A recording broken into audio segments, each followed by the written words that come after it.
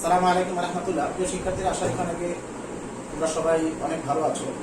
তো আমরা আজকে সপ্তম অধ্যায়ের একটা বিশেষ লেকচারকে আমরা রেকর্ড করে ইউটিউবে দিচ্ছি। তো আমরা একটু আলোচনায় ফিরে আসতেছি। দেখো, তো আমাদের আলোচনা আজকে আমাদের যে বিষয়টা নিয়ে আলোচনা করতে চাচ্ছি সেটা হচ্ছে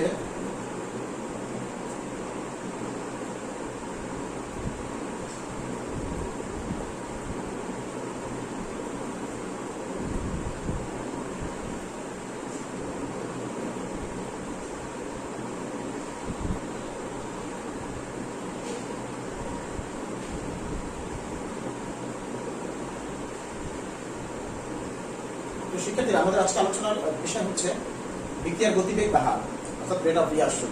আমরা শুরু থেকে উদাহরণ দিচ্ছি যাতে তোমাদের বুঝতে সুবিধা হয়। আমরা একটা একটি রাসায়নিক বিক্রিয়ার সাধারণ রূপ লিখতেছি। কোন একটা রাসায়নিক বিক্রিয়ার সাধারণ রূপ।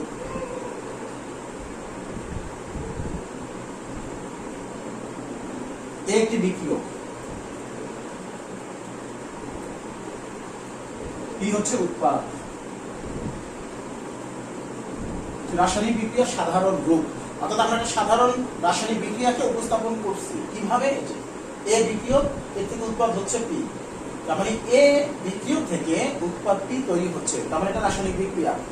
এখন কোন রাসায়নিক বিক্রিয়াতে বিক্রিয়ক থেকে উৎপাদ তৈরি হয়, তার মানে হচ্ছে, তার অর্থ হচ্ছে যে বিক্রিয়কের ঘনমাত্রা, বিক্রিয়কের প্রতি একক আয়তনে বিক্রিয়কের পরিমাণটা কমতে থাকবে, যাকে বলা হয় ঘনমাত্রা। অর্থাৎ বিক্রিয়কের ঘনমাত্রা কমতে থাকবে, হ্রাস পেতে থাকবে, সাথে সাথে প্রতি একক আয়তনে উৎপাদের পরিমাণ বাড়তে থাকবে, যেটাকে আমরা উৎপাদের ঘনমাত্রা বলি। তার মানে বিক্রিয়কের ঘনমাত্রা হ্রাস পেতে থাকবে এবং উৎপাদের ঘনমাত্রা বৃদ্ধি পেতে থাকবে। এটাই হচ্ছে একটা রাসায়নিক বিক্রিয়ার ফলাফল। অর্থাৎ যখন বিক্রিয়ক থেকে উৎপাদ তৈরি হয়, বিক্রিয়কের ঘনমাত্রা হ্রাস পাবে এবং সাথে সাথে উৎপাদের ঘনমাত্রা বৃদ্ধি পাবে। তো আমরা যদি সংকেতের মাধ্যমে বিষয়টিকে দেখাতে চাই, তাহলে দেখো, তাহলে যেহেতু বিক্রিয়ক এ এর ঘনমাত্রা হ্রাস পাচ্ছে, তো এখন আমরা এ এর ঘনমাত্রাকে, অর্থাৎ কোন বিক্রিয়কের বা কোন রাসায়নিক পদার্থের ঘনমাত্রাকে থার্ড ব্র্যাকেট দ্বারা প্রকাশ করা হয়। যেমন এ এর ঘনমাত্রাকে যদি আমরা দেখাই, এটা হচ্ছে এর ঘনমাত্রা, এর ঘনমাত্রা। আচ্ছা, যদি পি এর ঘনমাত্রাকে আমরা প্রকাশ করতে চাই, পি এর ঘনমাত্রা, এটা হচ্ছে পি এর ঘনমাত্রা। ঠিক আছে, এটা হচ্ছে এর ঘনমাত্রা, third bracket of A, P এর ঘনমাত্রা, থার্ড ব্র্যাকেট অফ পি। অর্থাৎ ঘনমাত্রাকে প্রকাশ করার একটা সাধারণ সংকেত থার্ড ব্র্যাকেট ঘনমাত্রাকে প্রকাশ করা হয়। তো এখন যেহেতু বিক্রিয়কের ঘনমাত্রা হ্রাস পায়, উৎপাদের ঘনমাত্রা বৃদ্ধি পায়, তার মানে বিক্রিয়কের ঘনমাত্রা হ্রাস পাচ্ছে, উৎপাদের ঘনমাত্রা বৃদ্ধি পাচ্ছে। ঠিক আছে শিক্ষার্থীরা, বিক্রিয়কের ঘনমাত্রা, এর ঘনমাত্রা হ্রাস পাচ্ছে, উৎপাদের ঘনমাত্রা বৃদ্ধি পাচ্ছে। এখন বিক্রিয়ার হারটা কি, বিক্রিয়ার গতিবেগ বা বিক্রিয়ার হারটা কি?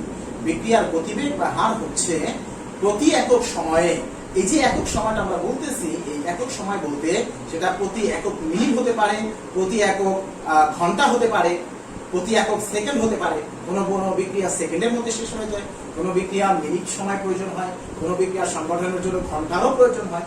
এজন্য কোন বিক্রিয়ার প্রতি একক সময়ে, আবার বলে দিচ্ছি, প্রতি একক সময় বলতে আমরা সেকেন্ড বলতে পারি, কোন বিক্রিয়ার জন্য সেকেন্ড, কোন বিক্রিয়ার জন্য মিনিট, কোন বিক্রিয়ার জন্য ঘন্টা। তাহলে কোন রাসায়নিক বিক্রিয়ায় প্রতি একক সময়ে বিক্রিয়কের ঘনমাত্রা হ্রাস, যেহেতু আমরা প্রতি একক সময় বলতেছি, তার মানে প্রতি একক সময় বলতে, দেখো, প্রতি একক সময় বলতে ডি বাই ডিটি, অর্থাৎ এই যে ডি বাই ডিটিটা আমরা লিখলাম, এটার দ্বারা বোঝায় প্রতি একক ক্ষুদ্র সময়, প্রতি ক্ষুদ্র একক সময়। এই যে ডি বাই ডিটি বলতে প্রতি একক সময়ের পরিবর্তন, ডি বাই ডিটি প্রতি একক সময়ের পরিবর্তন। তাহলে ডি বাই ডিটি অফ ঘনমাত্রা এ, তার মানে বিক্রিয়কের প্রতি একক সময়ে ঘনমাত্রা হ্রাস, মাইনাস হ্রাস বোঝাচ্ছে। একইভাবে যদি আমরা উৎপাদের কথা বলি, তাহলে উৎপাদের ঘনমাত্রা বৃদ্ধি পাচ্ছে, তাহলে প্রতি একক সময়ে, তাহলে ডি বাই ডিটি অফ ঘনমাত্রা উৎপাদ যেহেতু বৃদ্ধি পাচ্ছে, তার মানে প্লাস। এখন দেখো প্রিয় শিক্ষার্থীরা, এটা হচ্ছে বিক্রিয়কের জন্য, এটা বিক্রিয়ার ক্ষেত্রে বিক্রিয়কের ঘনমাত্রা হ্রাস পাবে, তাহলে প্রতি একক সময়ের হ্রাস কার, বিক্রিয়কের ঘনমাত্রা। তাহলে এটাই হচ্ছে বিক্রিয়ার গতিবেগ বা হার। সুতরাং বিক্রিয়ার গতিবেগ বা হার সমান সমান, এটা হচ্ছে বিক্রিয়কের সাপেক্ষে। যদি আমরা উৎপাদের সাপেক্ষে বলি, তাহলে উৎপাদের ঘনমাত্রা যেহেতু প্রতি একক সময়ে বৃদ্ধি পাচ্ছে, তাহলে প্রতি একক সময়ে উৎপাদের ঘনমাত্রা বৃদ্ধিটাকে বলা হবে বিক্রিয়ার হার। তাহলে দুই ভাবে প্রকাশ করা যায়, বিক্রিয়ার হারকে দুই ভাবে প্রকাশ করা যাবে, বিক্রিয়কের সাপেক্ষেও করা যাবে, উৎপাদের সাপেক্ষেও করা যাবে। প্রতি একক সময়ে বিক্রিয়কের ঘনমাত্রার হ্রাস বিক্রিয়ার হার, প্রতি একক সময়ে উৎপাদের ঘনমাত্রার বৃদ্ধি এটাও বিক্রিয়ার হার। তার মানে আমরা বিক্রিয়ার হারকে বা বিক্রিয়ার গতিবেগ বা হারকে বিক্রিয়কের সাপেক্ষে লিখতে পারি, আবার উৎপাদের সাপেক্ষে লিখতে পারি আমরা, এবং উভয়টাই সমান হবে। বিক্রিয়কের সাপেক্ষে যে বিক্রিয়ার হার, উৎপাদের সাপেক্ষেও সে একই বিক্রিয়ার হার হবে। এজন্য আমরা মাঝখানে সমান সমান দেখিয়েছি, অর্থাৎ বিক্রিয়কের সাপেক্ষে যে বিক্রিয়ার হার যা হবে, উৎপাদের সাপেক্ষেও ওই রাসায়নিক বিক্রিয়ার হার একই হবে। তাহলে আমরা সংজ্ঞা কি বলতে পারি? তাহলে আমরা সংজ্ঞা লিখে দিচ্ছি। সুতরাং প্রতি একক সময়ে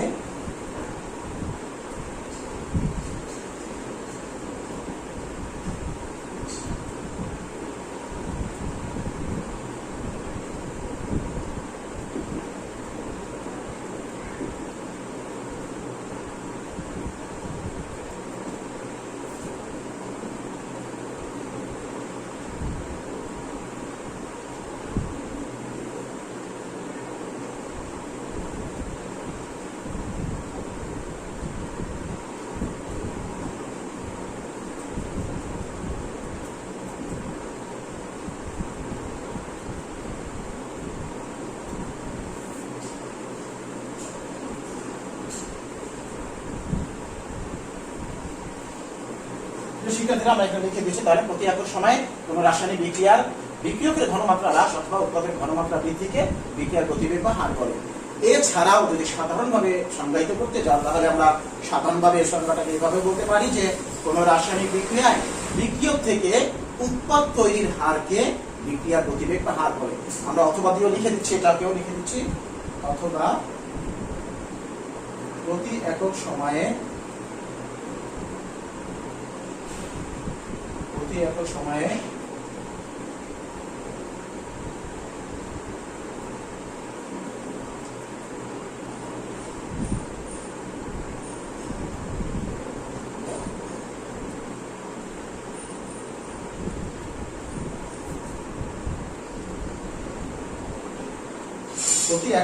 কোন রাসায়নিক বিক্রিয়ক থেকে উৎপাদ তৈরি হারকে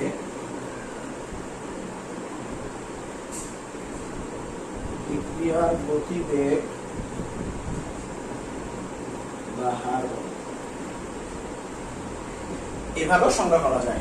অর্থাৎ বিক্রিয়ক থেকে উৎপাদ তৈরির হার, প্রতি একক সময়ে কোন রাসায়নিক বিক্রিয়ক থেকে কতটুকু উৎপাদ তৈরি হচ্ছে, এই হারটাকেও বিক্রিয়ার গতিবেগ বা হার বলে।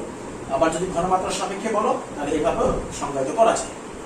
এখন প্রিয় শিক্ষার্থীরা একটা বিষয় খেয়াল করো, তোমরা লোহা মরিচা পড়া তোমাদের খেয়াল আছে কিনা, তোমরা দেখেছো কিনা, কোন একটা লোহার টুকরাকে যদি ফেলে রাখা হয় উন্মুক্ত বাতাসে, তো কিছুদিন পরে দেখা যাবে যে লোহার উপরে অবাঞ্ছিত একটা নতুন পদার্থ তৈরি হচ্ছে, যেটা ক্ষয়কারক এবং যেটা লোহাকে ক্ষয় করে দেয়। এই অবাঞ্ছিত পদার্থটা হচ্ছে মরিচা। এখন এই যে লোহায় মরিচা পড়াটা, এই লোহায় মরিচা পড়া কিন্তু দীর্ঘ সময়ের একটা বিষয়, মিনিট বা ঘন্টার বিষয় না, দীর্ঘ সময়ের বিষয়। তার মানে লোহায় মরিচা পড়া, এই যে লোহায় মরিচা তৈরি হচ্ছে, অর্থাৎ বিক্রিয়ার হারটা অনেক কম, অর্থাৎ বিক্রিয়ার সময় লাগে বেশি, হার কম। বিক্রিয়ার হার কম, তার মানে বিক্রিয়ার এখানে সংগঠনের সময় অনেক বেশি। আবার দেখবা কিছু কিছু বিক্রিয়ার ক্ষেত্রে, যেমন সোডিয়াম ক্লোরাইড দ্রবণের মধ্যে যদি, সোডিয়াম ক্লোরাইড লবণের দ্রবণে যদি সিলভার নাইট্রেট একটা রাসায়নিক যৌগ, এর দ্রবণ সিলভার নাইট্রেটের দ্রবণ যোগ করা হয়, তো দেখা যাবে যে সাথে সাথে উইদিন ভেরি ফিউ সেকেন্ডের মধ্যে ওই বিক্রিয়ার তলদেশে, অর্থাৎ পাত্রের তলদেশে একটা পদক্ষেপ তৈরি হয়, অর্থাৎ খুব দ্রুত বিক্রিয়াটা সংঘটিত হয়। ফলে এখান থেকে আমরা বলতে পারি যে বিক্রিয়ার হারটাও বেশি হবে। অর্থাৎ যে সকল রাসায়নিক বিক্রিয়া তত দ্রুত সম্পন্ন হবে, তাদের বিক্রিয়ার হার তত বেশি। আর যে সকল রাসায়নিক বিক্রিয়া সংগঠনে সময় বেশি ব্যয় হবে, ওই সকল বিক্রিয়া গতিবেগ বা হারও তত কম হবে। ঠিক আছে শিক্ষার্থীরা?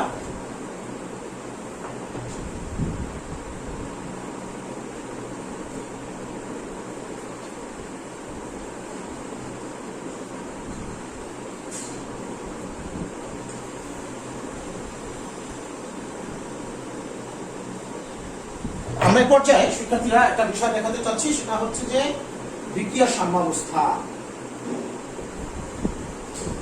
বিক্রিয়ার সাম্যাবস্থা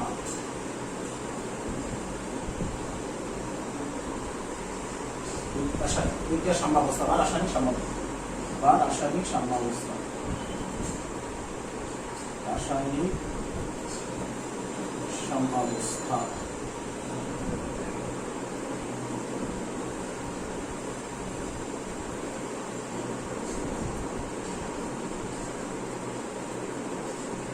যেটা ইংরেজিতে বলে কেমিক্যাল ইকুইলিব্রিয়াম। রাসায়নিক সাম্যাবস্থা, বিক্রিয়ার সাম্যাবস্থা বা রাসায়নিক সাম্যাবস্থা, কেমিক্যাল ইকুইলিব্রিয়াম।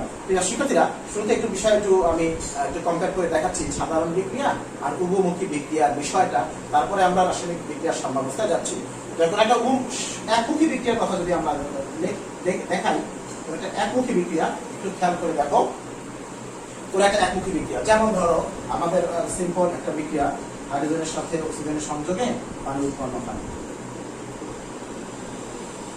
আচ্ছা, একমুখী বিক্রিয়া, এটা হচ্ছে একমুখী বিক্রিয়া। একমুখী বিক্রিয়া।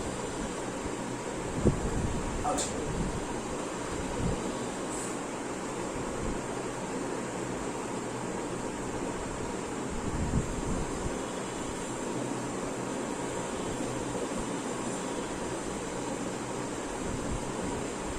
উভমুখী বিক্রিয়া।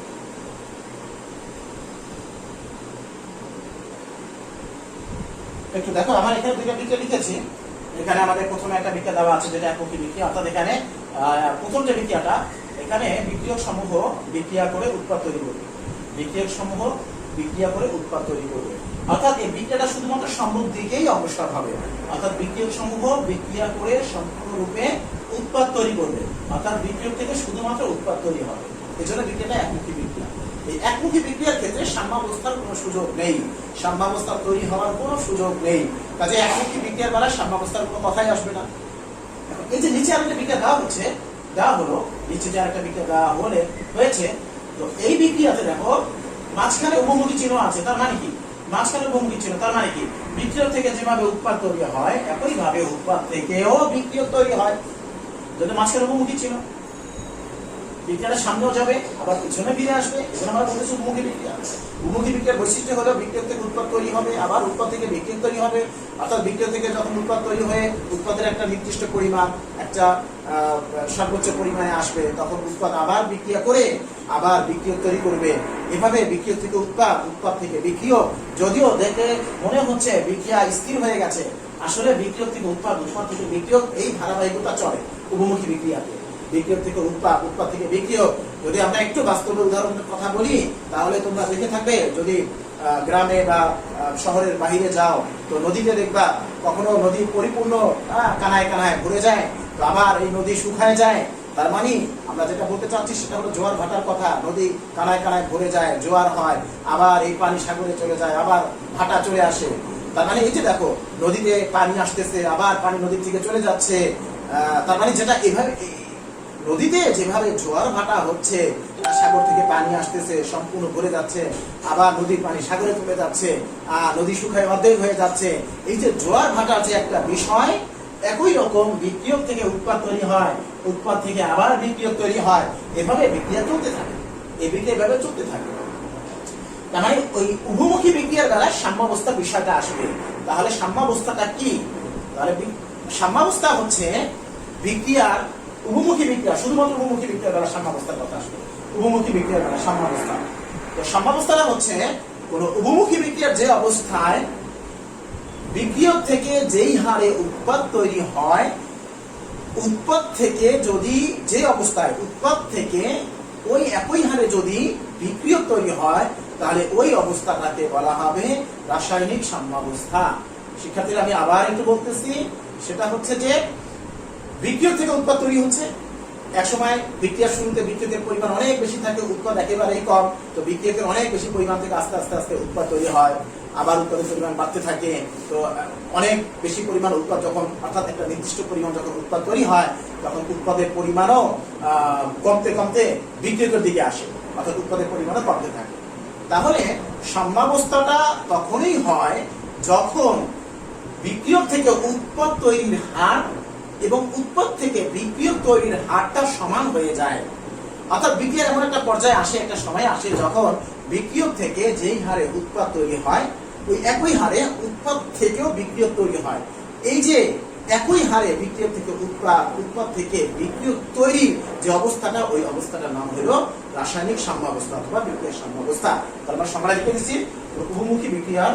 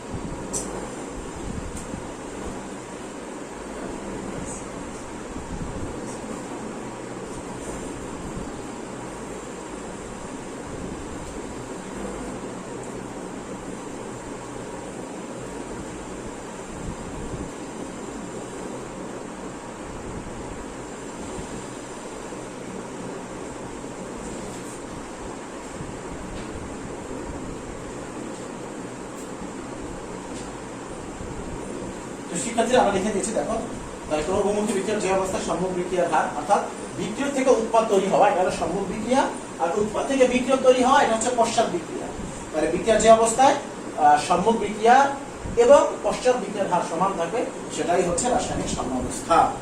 মাথায় রাখবে এটা কথাটা, সেটা হচ্ছে রাসায়নিক সাম্যাবস্থা শুধুমাত্র উভমুখী বিক্রিয়ার জন্য, নট একমুখী বিক্রিয়া। আমরা যদি লেখচিত্রের মাধ্যমে দেখাতে যাই তাহলে লেখচিত্রের মাধ্যমে, হ্যাঁ লেখচিত্রের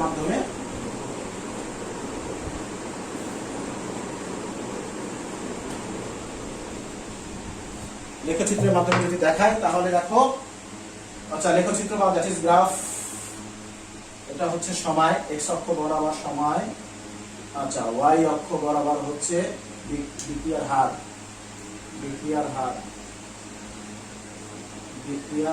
তো ভালো করে খেয়াল করো। দেখো শুরুতে যখন বিক্রিয়ার শুরুতে উৎপাদ তৈরি হওয়ার পূর্বে বিক্রিয়কের পরিমাণ সর্বোচ্চ থাকে, কাজে বিক্রিয়ক থেকে উৎপাদ তৈরি খুব দ্রুত হবে, তার মানে বিক্রিয়ক থেকে উৎপাদ তৈরির হারটাও অনেক বেশি হবে। এজন্য আমরা ওয়াই অক্ষ বরাবর বিক্রিয়ার হারকে ধরেছি, তাহলে ওয়াই অক্ষ বরাবর দেখো শুরুতে বিক্রিয়কের হার থাকে সর্বোচ্চ, কারণ উৎপাদ তৈরি হয়নি, তার মানে বিক্রিয়ক সর্বোচ্চ পরিমাণ, আর সর্বোচ্চ পরিমাণ বিক্রিয়ক খুব দ্রুত বিক্রিয়কের উৎপাদ তৈরি করবে, কাজে বিক্রিয়কের হার সর্বোচ্চ, তাহলে বিক্রিয়ক থেকে যখন উৎপাদ তৈরি হবে তো বিক্রিয়কের হার আস্তে আস্তে কমতে থাকবে, কমতে একটা নির্দিষ্ট মানে পৌঁছাবে। ওই একই সাথে যখন বিক্রিয়ক থেকে উৎপাদ তৈরি হচ্ছে উৎপাদের পরিমাণও বাড়তেছে, কিন্তু শুরুতে বিক্রিয়কের হার ছিল একেবারে সর্বনিম্ন ছিল উৎপাদের হার, উৎপাদ তৈরি হয়নি, তো উৎপাদের হার কই থাকবে। তো যখন বিক্রিয়ক থেকে উৎপাদ তৈরি হয় উৎপাদের পরিমাণ বাড়তে থাকে, তো যখন উৎপাদের পরিমাণ সর্বোচ্চ হয় তখন বিক্রিয়ক থেকে যখন উৎপাদ তৈরি হওয়া শুরু হয় তখন উৎপাদ থেকে আবার বিক্রিয়ক হবে, অর্থাৎ উৎপাদের সর্বনিম্ন হার থেকে আস্তে আস্তে বিক্রিয়ক তৈরির হারটাও আস্তে আস্তে বাড়তে থাকে এবং এক সময় দেখা যায় যে উভয়ের হার সমান হয়ে যায়, অর্থাৎ বিক্রিয়কের হার হ্রাস পেতে পেতে আর উৎপাদের বিক্রিয়ার হার বৃদ্ধি পেতে পেতে পেতে যে অবস্থায় সমান হয়ে যায়, আমরা আবার একটু দেখাচ্ছি, যে অবস্থায় সমান হয়ে যায়, এই এটা হচ্ছে সম্মুখ বিক্রিয়ার হার,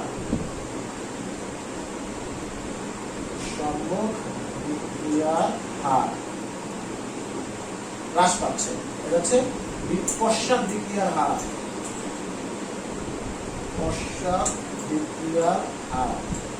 বৃদ্ধি পাচ্ছে, পশ্চাৎমুখী বিক্রিয়ার হার বৃদ্ধি পাচ্ছে, কারণ শুরুতে উৎপাদের পরিমাণ একেবারেই ছিল না, তাহলে উৎপাদের হার কোথা থেকে আসবে, তো উৎপাদের পরিমাণ যখন বাড়তে থাকে উৎপাদ থেকে বিক্রিয়কের তৈরির হারটাও বাড়তে থাকে, এজন্য পশ্চাৎ বিক্রিয়ার হার আস্তে আস্তে বাড়তে থাকে। যে অবস্থায় সম্মুখ বিক্রিয়ার হার আর পশ্চাৎ বিক্রিয়ার হার সমান হয়ে যায়, এই অবস্থাটাই হচ্ছে রাসায়নিক সাম্যাবস্থা।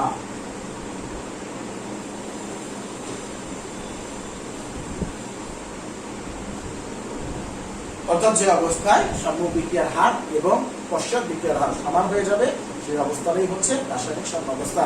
প্রিয় শিক্ষার্থীরা, এর পরের লেকচারে আমরা রাসায়নিক সাম্যাবস্থার উপরে লাশাতেলিয়ারের নীতি অনুসারে বিভিন্ন নিয়ামকের প্রভাব আলোচনা করব। তোমরা সাথে থাকবে, ইনশাআল্লাহ আশা করি সবাই খুব সহজে বুঝতে পারবে। সবাইকে ধন্যবাদ জানিয়ে আমি আমার আজকের আলোচনা এখানে শেষ করতে যাচ্ছি। সবাইকে ধন্যবাদ। আসসালামু আলাইকুম ওয়া রাহমাতুল্লাহি ওয়া বারাকাতুহু।